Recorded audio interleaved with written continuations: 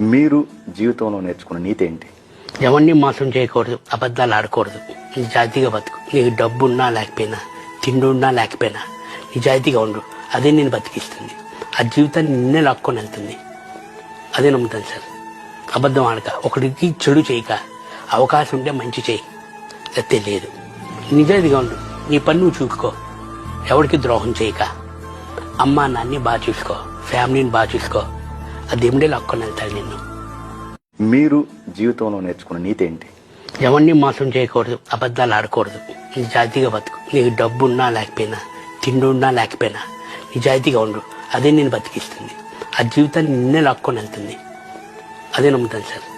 అబద్ధం ఆడక, ఒకరికి చెడు చేయక, అవకాశం ఉంటే మంచి చేయి, తెలియదు. నిజాయితీగా ఉండు. నీ పని నువ్వు చూసుకో.